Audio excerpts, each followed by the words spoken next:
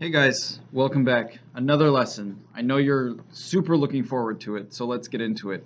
Today we're going to be covering things that we call gerunds and also things that we call participles. And as always, you can find more information on these in the book, Everything You Need to Ace English Language Arts in One Big Fat Book. That's pages 39 to 43. But of course, you shouldn't need to look at that book because this is standard English stuff, and you're getting most of it here today from the video. So we're going to start with this tricky word, gerund, and we're going to talk first about what a gerund is. And if you want a definition, we can use this one. It says when a verb is turned into a noun by adding ing, that noun is called a gerund. So we do this all the time. You do this all the time, and you probably didn't know that you were doing it. But we take verbs. Verbs are action words, remember, and we turn them into nouns. So we turn them from an action into a thing. I'll give you a couple of examples here. So if we took the verb to bend, that's the infinitive form of the verb, we could turn it into a noun by adding ing and saying bending. And in a sentence, that would be Aang's bending saved the world. So in this sentence, bending is a thing that Aang does to save the world, so it's a noun. We could take the verb to fight and add an ing to it, and then you've got fighting. Fighting is a thing that you do. If we use the sentence, the group knew fighting might be their only option, then the group knows that this thing is their only option, right? It's a noun. So it goes from being the verb to fight to being the thing that you do. And lastly, if we look at this example, to grimace, which is something that you do with your face, that's what Aang's doing with his face in the picture.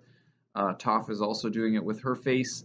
Then you add ing and it becomes grimacing, and grimacing can be a thing that you do, right? So grimacing was the best way for Aang to focus his concentration. That's a thing that Aang was doing. It's a noun that Aang did with his face to focus his concentration.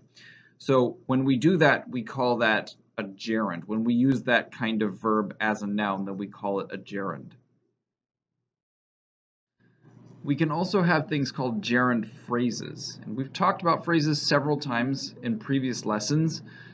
So instead of just using a single word, then you turn that word into a part of a phrase, and we call it a gerund phrase. A gerund phrase is a phrase that begins with gerund. So you have to look at the gerund and you have to say, well, is the gerund just part of the noun that's being described?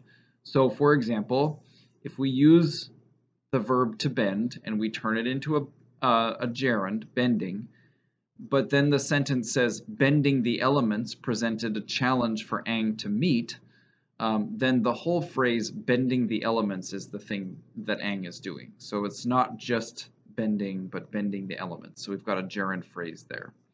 If we take the verb to fight and turn it into a gerund by adding ing, fighting, and then we say the sentence, Aang's team knew that fighting the Fire Lord might be their only option, fighting the Fire Lord is the full noun there, the full gerund phrase, because you know, we could say Aang's team knew that fighting might be their only option, but we're adding the Fire Lord there to make it more specific, so we've got a gerund phrase. The last example, to grimace, we turned it into grimacing, and then if we were to say grimacing in the face of danger gave the friends the strength they needed, then grimacing in the face of danger is the full gerund phrase. We could say grimacing gave the friends the strength they needed. And you know, that would be fine, but we're choosing to add the additional information in the face of danger, which means that the entire gerund is the full phrase, grimacing in the face of danger.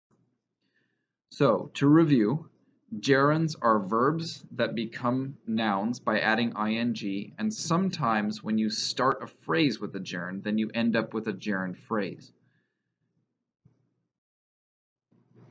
The other thing that I want to cover today is what we call a participle. And participles also deal with verbs, but in a different way. So we're going to take a verb and we're going to turn it not into a noun, but into an adjective. So a definition for a participle is something like this. A participle is a verb that turns into an adjective. So remember, gerunds are verbs that turn into nouns, and participles are verbs that turn into adjectives. Remember that verbs are action words, nouns are things, objects usually, and adjectives are descriptive words, so they add description to nouns. And in this case, we're talking about making a verb into a descriptor for a noun. So we do this usually by making it a past participle, meaning that we use the verb in the past tense by adding n or en or t or ed or d. Those are the typical ways that we turn a verb from present to past tense. So if we had the verb to arch, then you could arch your eyebrows, and in that case, arch is a verb. Or you could describe the eyebrows as arched eyebrows. In that case, arch has been made a past tense verb, and that past tense verb is being used as an adjective to describe the eyebrows. So in the first bullet point, arch is the verb, the thing that he's actually doing with his eyebrows. In the second, the past tense verb is not actually a verb, it's an adjective describing what he has done to his eyebrows. We also have something called irregular verbs, and so sometimes when we change an irregular verb, then they don't end in those endings that you see above. So for example, the verb fling, to fling something is to, throw it basically. So Aang could fling his legs, or you could fling your legs out, right? But if we turn it into a past tense and use it as an adjective, flung legs, his legs were flung, basically. The UNG ending is what we call an irregular verb ending because it doesn't become a past tense verb by using the N or the EN, the T, the ED, or the D, but it's still a past tense verb that's being used as a participle. I know that's confusing, so you're going to have to be careful when you're working with this. There are times also when you can use a present participle. That's when a verb ends in ing, and it's used with another verb. And in that case, instead of being a gerund, it's an adjective. This is getting a little tricky, isn't it? So if we take the example soaring, the soaring airbender laughed, the verb to soar is a verb, like I said. We add the ing here, and we add it before the verb laughed, and soaring becomes an adjective describing the airbender. It's not a noun because in this case it's not being used as a thing, and it's not being used as the object of the sentence or the subject of the sentence. It's being used as a definition. It's being used as a description for the airbender in the sentence. So instead of a noun, instead of a gerund, it becomes a participle. Not to confuse you anymore, but we also have participle phrases.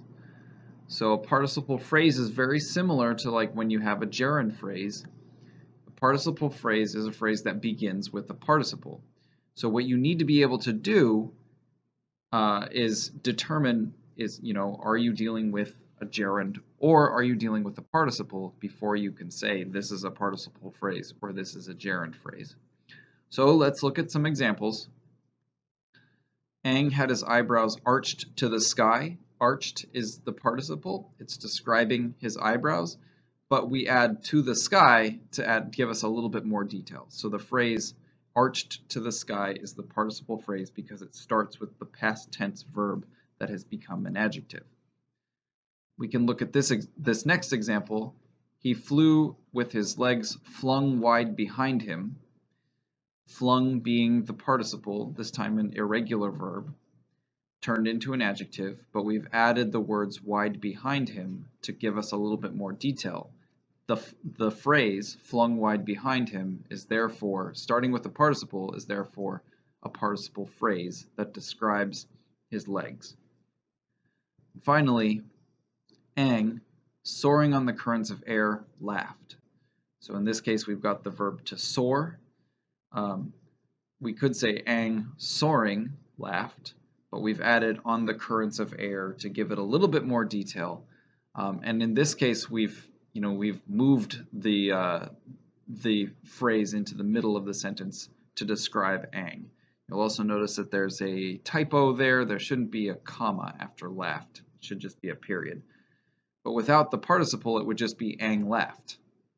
So we add that participle adjective to give the sentence a little bit more,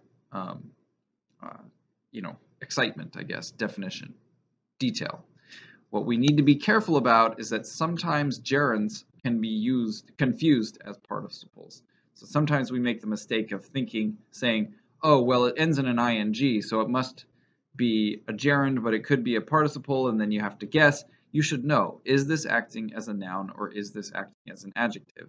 So for example, in this sentence, soaring on the currents of air gave Ang a sense of freedom, we have the same phrase as above, soaring on the currents of air.